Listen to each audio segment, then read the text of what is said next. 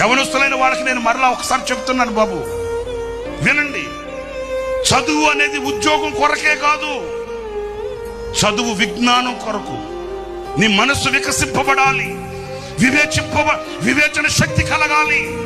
మీకు మాట చెప్పనా, చదువుకున్నవాడు ఉద్యోగం తప్ప ఏమీ చేయలేకపోతున్నాడు, చదువు లేనివాడు అన్ని పనులలో రాణించగలుగుతున్నాడు. నిజం, నేను చెప్పే మాట. చదువు లేనివాడు చూడండి, ఏ పనికైనా సై అంటాడంతే. చదువు లేని వాడిని చూడండి, ఎక్కడ నిలబెట్టినా ఆ పనికి అతడు ఉరకలెత్తుతాడు.